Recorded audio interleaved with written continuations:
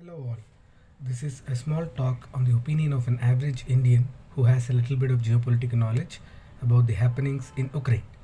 So before we start, I would obviously like to share a disclaimer that this isn't a professional video, just a thought, and I jotted down a few points and began recording. And at the same time, I don't like taking sides. I always love Switzerland and I always love neutrality. And especially in this case, I'm definitely not supporting the aggressor in Russia.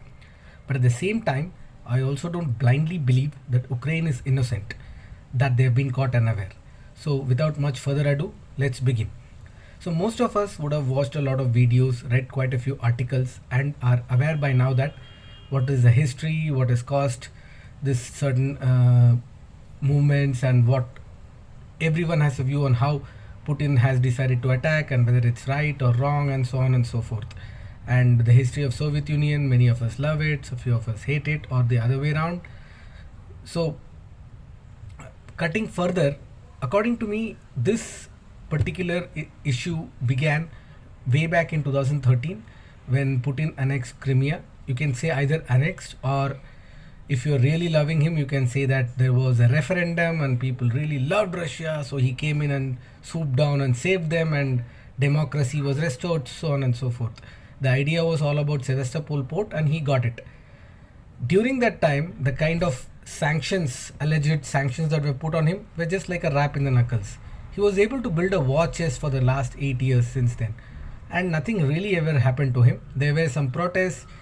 The CIA tried to fund some protests in pro-democracy, anti-Putin movements in Russia. Nothing ever happened.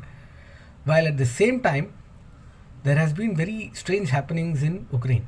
Post the Crimean annexation, Viktor Yushchenko was thrown out, and then Viktor Yushchenko, I'm sorry, I got the name wrong. Yushchenko was thrown out through the Euromaidan protests.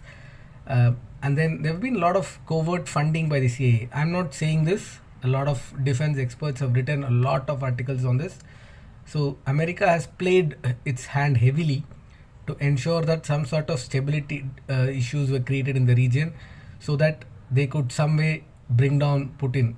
It may be true, it may be wrong, but we cannot completely deny the fact that there was some things at work, and we should definitely acknowledge this fact.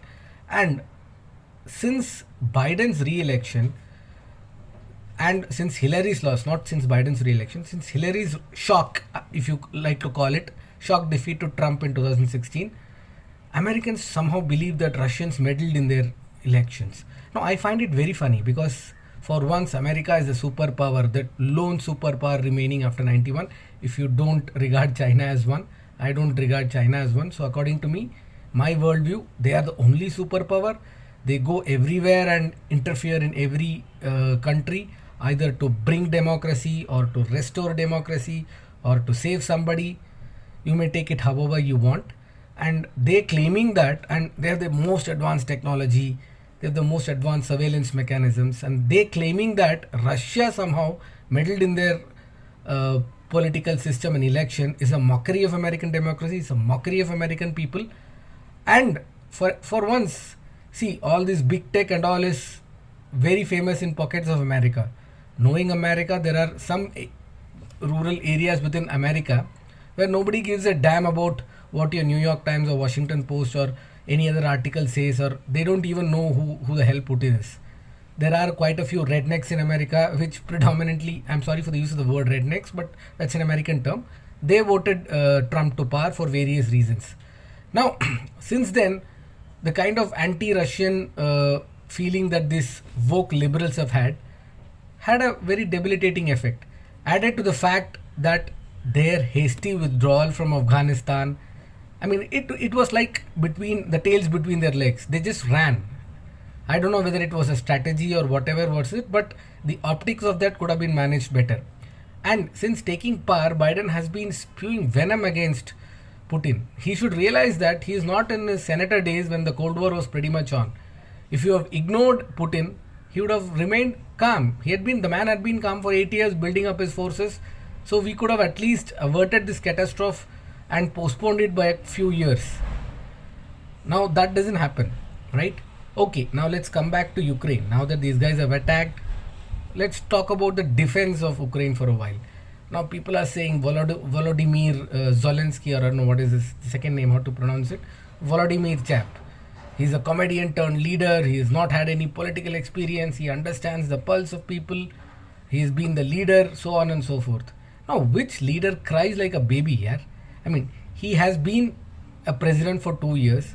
Very well knew that NATO membership was one which he is pursuing, and very well knew that a majority of his electorate, I don't know the population percentage, but a majority of the people who voted him to power wanted to be more Eurocentric.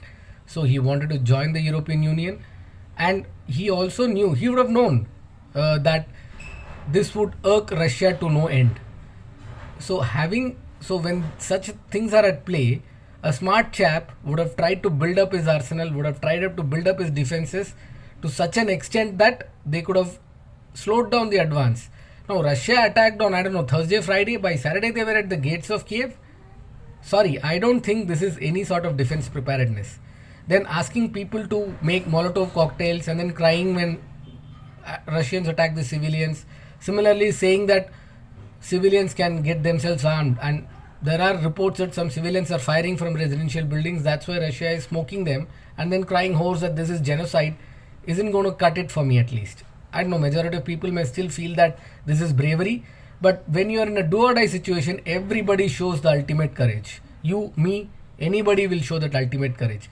That should have been the last resort, not the primary means of defense. So the way that he has been handling this fiasco is highly deplorable according to me. And amongst all this, the people in the region are getting affected. Now coming back to Putin, he is either prepared himself well that he'll come out of this clean, or he wants to go down swinging. At least in history saying that Putin tried to restore the Russian glory. I don't know who his successor will be if he eventually loses. But if that happens, that will be an even bigger catastrophe like what happened in Libya or in Iraq when Saddam and Gaddafi were removed. Now, with all this going on, one person is smiling, and that is Mr. Xi Jinping. He wants to be president for life. He wants to replace Mao as the father of the nation, and poor Taiwan is caught now. And Taiwan, nobody is coming to rescue you. Please shore up your defenses and pray to God that you're at least able to put up a fight. Now I'm a man of faith, so first let me pray for the people of Ukraine and Russia, and I also keep praying for the people of Taiwan. Let's see how this goes and whether we make out of it alive.